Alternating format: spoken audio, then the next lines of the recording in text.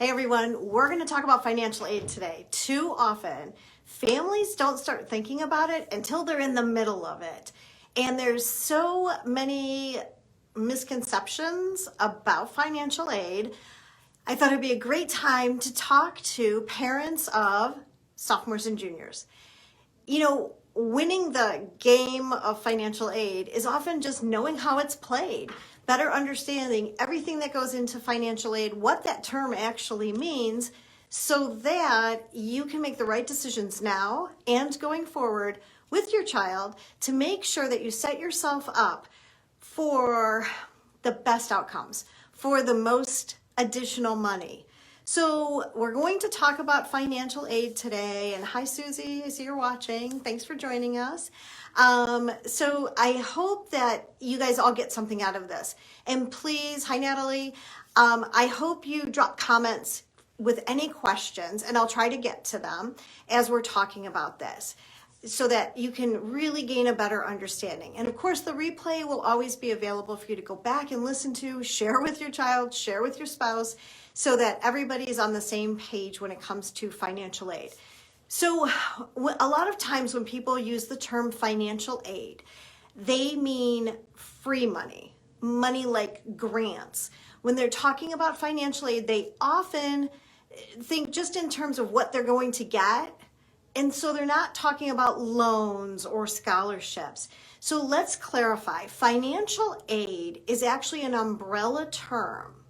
Financial aid encompasses any way that you plan to pay for college, with the exception of your own cash, all right?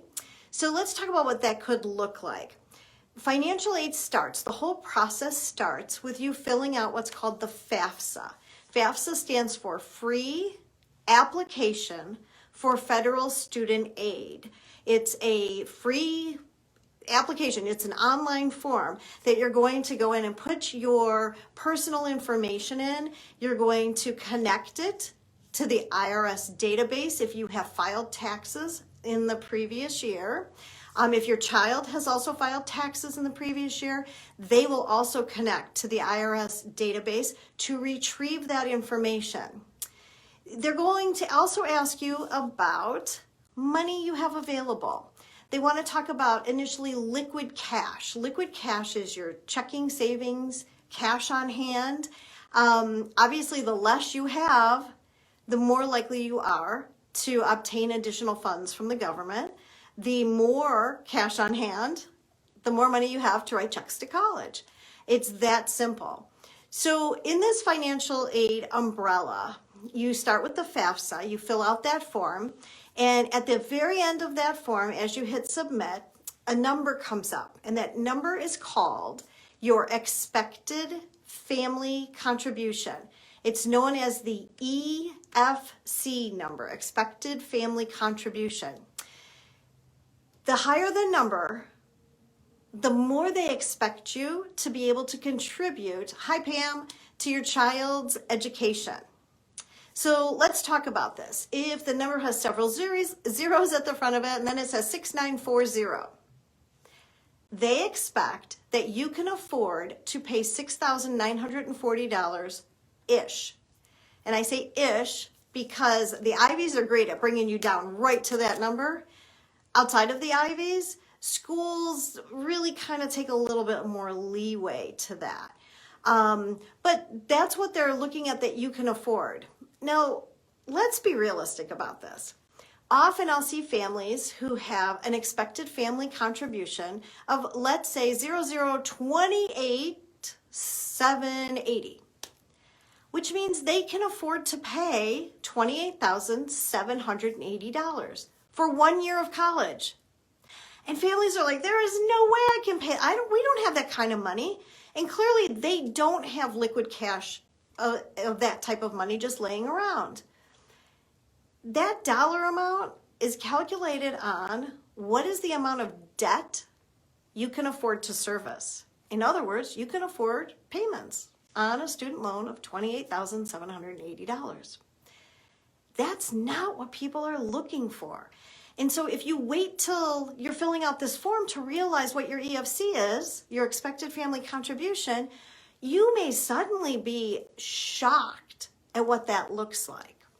And so when we talk about it, let's talk about all the components of that financial aid and then how you can set yourself up for the most success. So what areas of financial aid do you have more control over and what do you have less control over?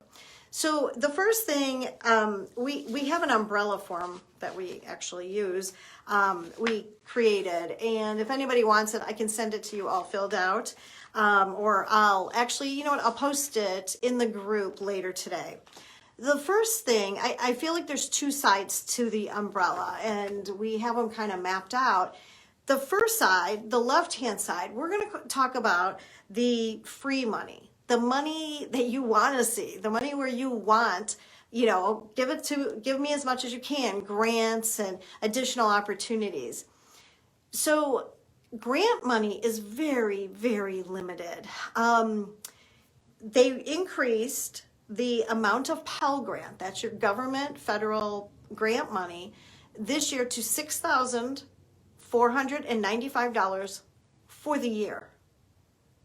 Now, I want to let that sink in for a hot second because $6,495, where are you sending your child to school on that dollar amount?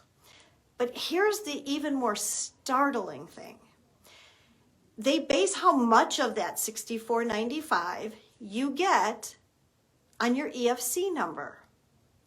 The maximum EFC number, and remember that's your expected family contribution, the highest that number can be to receive any Pell Grant money is $5,840 this year. The maximum. So let me tell you how that looks for real. We had a family come to us. They have a family of four, total income in the family of four, $60,000, right around $60,000. 2 children, one going off to college, 2 adults working, total income $60,000. Their total Pell Grant for the year for that child going to college was $448. I mean, family of four making 60 grand, your total amount they're giving you for free is $448. That doesn't cover books for the year at a lot of schools. So it's really important that you understand the process, understand how this works in advance of getting numbers like that and then suddenly saying, oh my gosh, we're going to bankrupt our family if we go into the amount of debt we need to send them to the schools they want to attend. And again, any of you who've been in the group for a while, you know I'm big on having that financial conversation earlier so that you don't suddenly have responses like, yes, you're in, great, you've been accepted, only to find out the price tags of the schools there's not as much leeway as you may have thought. So it's really important that you understand this in advance. So Pell Grant, federal money, $6,495 maximum this year. They have not released the maximum for next year yet. The next thing is there are state grants. State grants are very time sensitive. Here in Ohio, I believe the deadline to file for a state grant is February 1st, perhaps. And I could be off on that date, but I'm pretty sure it's sometime in February. And what that means is you have to have that FAFSA filed by February 1st so that a school in Ohio, if you're a resident of Ohio, can look at that and pull that grant money for you because it is limited. When it runs out, it runs out. So if you file in May, you're not getting it. The money will be gone. But each state has grant money that they're able to provide to in-state students attending in-state colleges.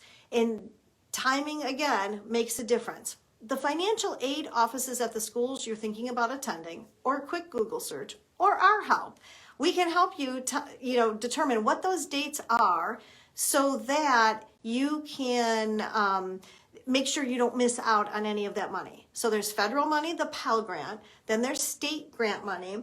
The next thing that you'll often hear about as far as quote unquote free money, and it's based again on need, is work study. Now let me tell you, often when you receive a financial aid award letter from a school, and that's basically an accounting ledger of this is the cost and here's the money that you're getting and here's your bottom line, this is what you need to pay us still. Often they'll have work study on there and they're subtracting it from that total amount. But here's the thing, you're not getting that up front. Work study is a payment, a paycheck to your child as they work throughout the course of the year. It's great money for your child to use for incidentals, for, extra food and beverages on campus, and, maybe laundry money if your campus doesn't have free laundry. But things like that, your child is typically going to be limited to a certain number of hours per week. And those hours per week are based on how much need do you have. Now, you can have an EFC of greater than 5840 and still be eligible for work study. So it isn't quite as stringent as the Pell Grant, that free cash, but it's not coming off your bottom line. You are still going to pay the total minus your grant money, minus some other things we're going to talk about, but you got to pull that work study money out of that calculation and add it back in, actually, because you're going to owe it, and then your child's going to receive a paycheck up to that total amount over the course of the year for whatever they're eligible for. And work study is a great opportunity for your kid to, work on campus. There's a lot of jobs they can work and do homework while they're working. So it's not grueling work. It's not terrible. It's great to put on a resume down the road that they did that. And it's, again, an opportunity for them to earn spending money while they're on campus. So those are the 4 components on the free side that you never have to pay back. On the other side are monies that do involve you having to pay them back. So the first thing that happens once you file the FAFSA, every freshman is entitled to $5,500 in federal student loans as long as you don't have a felony drug conviction. And I've heard they're taking that even out of the mix next year. But for right now, that's how it is. So $5,500 for a freshman. That gets split over both semesters. So $2,750 first semester, $2,750 second semester.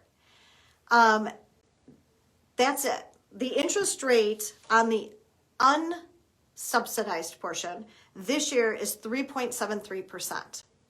Unsubsidized starts accruing interest right away once you've sat in class. Subsidized means the government is going to pay your interest the entire time you are a full-time student. So you get more subsidized, the lower your EFC number is. Maximum subsidized, though, is $2,500. So it's not going to vary, greatly. So you have subsidized and unsubsidized that make up that $5,500. The most the government's going to pay interest on is $2,500. $3,000 right away. Once you've sat in class, the ticker is going. Interest is accruing. Now, parents, you can always pay your child's interest as they go so that when they come out of school, they're back to that $5,500 from freshman year, along with whatever else they've accrued. But you don't have to. Payments are deferred on student loans until a student comes out of school or until they stop attending full-time for a period of at least 6 months. And this is really important for kids to know. If they are like, oh, this isn't for me, I'm going to take a semester off, their student loans come due. Don't let them do that. And make sure they know that, because that's a deterrent for them just kind of putting it off and figuring it out later kind of thing. Those student loans will hang over their head, and I've seen student loans destroy people's credit. So you want to make sure your child really understands. Okay, so your kid's got $5,500 in student loan money their freshman year. And let's say you were super lucky and you also got a little bit of grant money. And so now, where do you get the rest? I mean, the average state school, you're looking at $25,000 between tuition, room, and board. Where do you get the rest of this money? The first place colleges will direct you to is a Parent Plus loan. A Parent Plus loan is in the parent's name only. Don't do that. Parents, do not do that. If you have any blemishes on your credit, however, any blemishes, apply for it. If they suddenly approve you, you don't have to take it. But if they don't approve you, your child gets an extra $4,000 in their name. And again, the goal here isn't to load up your kid with student debt. I'm trying to tell you how the system works and what the typical steps are. And then we're going to talk about how do you avoid some of this debt. So if you are denied for a Parent Plus loan, your kid gets $4,000 extra. So now they've got $9,500. But at $25,000 a year, like, where are you getting the rest of it?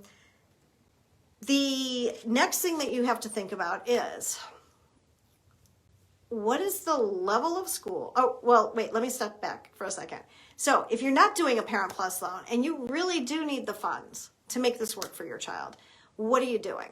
So the other option is for your child to take out a student loan, a private student loan. That student loan is going to require a cosigner.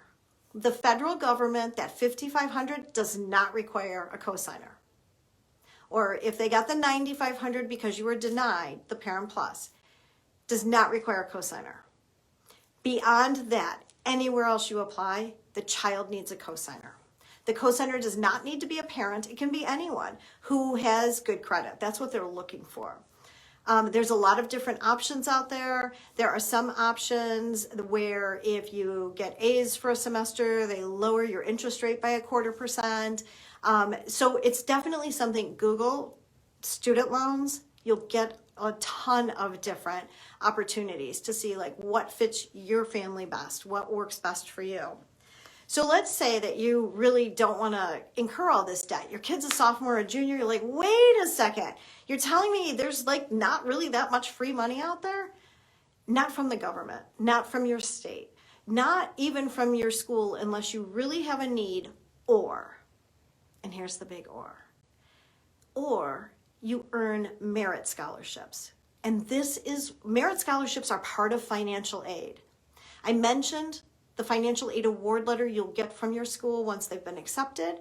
And that financial aid award letter will say total cost, here's how much in grants, here's how much in student loans. They're happy to list that $5,500 always. And then they'll list scholarship money. Or if you have a need, they'll list additional need-based funds, which could be termed scholarships in some cases, which could also be termed grant money, depending on the school. So when you're looking at scholarships, and this is why it's so important for sophomores and juniors, number one factor for scholarships are grades. Hands down, grades. So every school will give you a mid-range. Our typical student has between a 3.8 and 4.0. So where do you need to be to get scholarships at that school? You need to be in the 4.0 or above range. Our typical student is a 3.2 to a 3.5. If your kid has a 3.8, they're probably getting scholarship money. So you want to factor that in when you first start your searches for schools, if scholarship money is important to you. You know, when you look at really elite schools, I have a student, Boston College, and they're like, well, aren't we going to get some money? My kid has a 4.3 GPA, and oh yeah, by the way, like they had great test scores. And I'm like, yeah, everybody at Boston College does. You're just average to Boston College at that point. So you want to be exceptional. And you want to have some schools. There's nothing wrong with applying to Boston College. Hey, let's see where it comes back. We'll see if it's doable. But let's make sure that we have options you really, really like that are affordable, that meet that metric. You know, schools have to meet your needs in 3 ways. Academically, it has to be the right fit for your child to get where they're going. What's the dream? What's the goal? Doctor, engineer, lawyer, anthropologist, actuary, like whatever it is. The college has to have the program that will get them there. And they all don't. You have to make sure it's the right one. And then the second thing is socially. Like, does it have the feel, the vibe, the demographics, the extracurriculars, the clubs, organizations, activities that your child wants to participate in? That is really important. The more your child can get involved, the more they're going to do. The more they do, the more opportunities for other money down the road, as well as better opportunities to go into a grad school program. They'll be more competitive because they've done all of these things, or even go straight into the workforce. You know, employers want to know your kids are well-rounded. They want to know that they're going to have someone who can talk to everyone there at work and not just have gotten good grades. So it's really important that your child feels at home and they can do it. And then third is financially. And like I said, over the years, I've watched that conversation get pushed back further and further and further until award letters are coming out. And families are like, whoa, we weren't expecting this. We thought we'd get more money. And so I think it's important that you know up front how the system works. And keep in mind, as I mentioned at the beginning, that expected family contribution is not what they think you can write a check for. It's what you can service the debt. What kind of debt can you afford the loan payment on? Which, again, is set up where the amount of student loan debt is just increasing exponentially. It's crazy. So to not let that happen, you have to understand all of this up front and make sure that you're looking at the right schools, the right opportunities. So schools want to incentivize good students that are in the top 25% of their typical academic pool. And some schools are incredibly generous. Similar schools may not be as generous. It depends on their endowment. It depends on what type of money they have. If they had a stellar class last year that a lot of students were paying cash, or if they had to meet financial need for a lot of students last year during COVID. So it's really important that you know which schools are likely to give you more money. And that's changed a little bit because of COVID in the past year or two. So going forward, you want to make sure that you get this information as you start your college search. In addition to scholarships for merit, grades, and test scores, there's also scholarships based on leadership, based on activities, based on participation in different clubs and organizations. So I can't stress enough how important it is for your child to be very involved in high school. And leadership doesn't have to be, oh, I was the captain of this or the president of that. It could be the opportunity they took to improve a situation. You know, a lot of people have fallen on hard times in the last 2 years. If your child doesn't have the title captain or president, but they started a food drive at the school where there was none. They worked with a teacher to have every kid bring something in so that families in your area or families just outside your area would have a decent Christmas dinner. That's leadership. They started something brand new that wasn't currently there. So that's a great opportunity to try to get that a leadership type scholarship. Additional scholarships outside of initial merit, grades, test scores sometimes take more work. They take an additional essay, describe your leadership. It takes an additional essay, tell us about your extracurriculars. And that's something that your child has to be prepared to do. And often by the time they've done college applications, essays, some schools requiring as many as 7 or 8 essays, they're like, oh, I don't want to do any more of this. But that's when you really have to say, well, how big is the dream? If this is the school, we told you it's going to take some extra work, it's going to take some extra monies, then they have to be willing to do that extra essay. And, again, some schools are really generous. And so what a kid's getting paid to write that essay is very well worth it.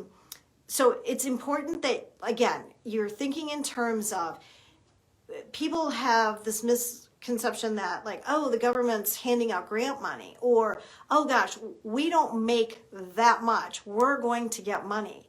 I told you, a family earning $60,000, 4 people in the family, they got almost $450 last year, period, for the entire year.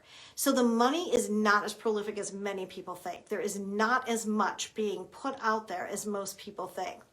If you have a 529 account, an education account, it's listed on your FAFSA and that free application for federal student aid, and it counts as, we expect that you can write up to 25% of the balance in that account to pay your first year.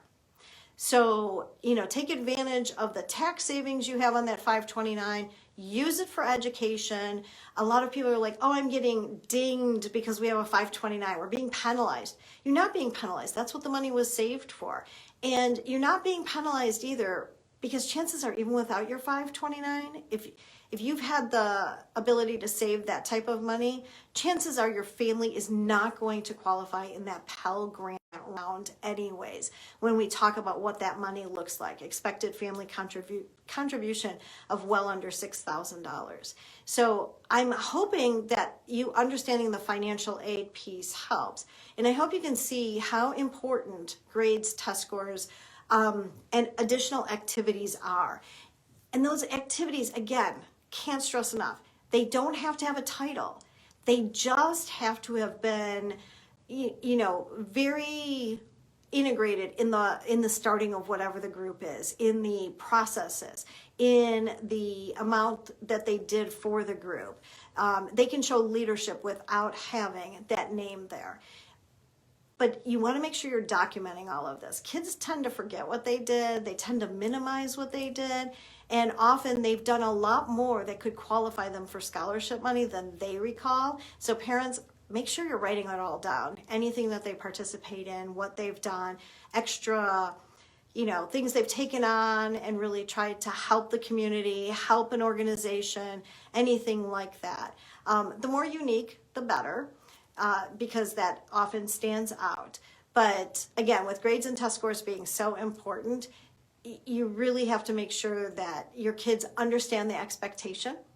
And it's a great idea, sophomore, junior year, as you're talking about schools, pull the information up. See what their middle 50% is. If your child's in that top 25%, they're much more likely to get, additional scholarship money from the school. And the bigger the gap, the more the money. And schools don't always do a really good job of listing what their scholarships are, but schools that have presidential scholarships, those tend to be the big ticket scholarships. Those tend to be the 50 to 100% of tuition. Those are the scholarships where you're going to earn the most money. And so look at the requirements for presidential scholarships and see if that puts you in line for that type of money, so that you're not facing sticker shock when you get that financial aid award letter.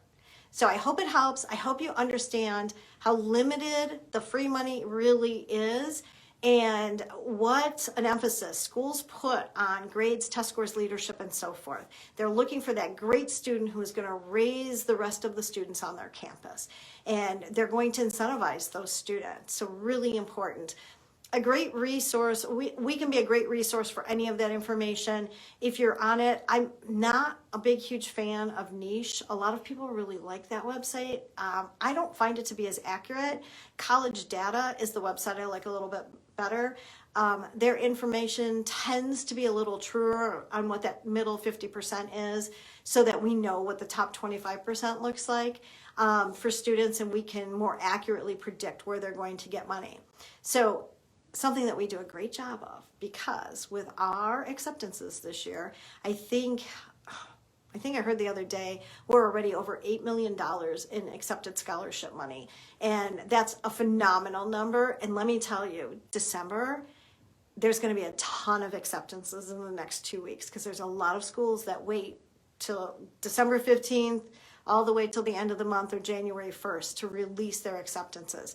So, we're expecting to hear a lot more about scholarship money. And some schools don't release their scholarship money until they release that financial aid award letter. So not until February. So there's going to be some kids who've been accepted and they don't hear about their financial aid award until February, maybe even early March. So I hope that helped. If you have questions, please make sure you drop them in the comments. Happy to circle back, answer any questions that you have. And also, if you want to have a discussion, maybe you're shell-shocked over this and you're like, oh my gosh, there's got to be more, or we have this, what do we do about this? Please put a comment down there. Happy to jump on a free call with you. We do 15-minute free consultations. You can tell me what your situation is, and I can tell you how that's going to play out for you, or give you some advice on what direction you can go. So hopefully it was helpful. You guys have a great rest of your Thursday. Next week, we're doing something a little bit different, and it's going to be on Wednesday, 12:30. Just letting you know, giving you a heads up. So if you have lunchtime next week, Wednesday around 12:30, you can jump on the call, and I'll talk to you then. See ya.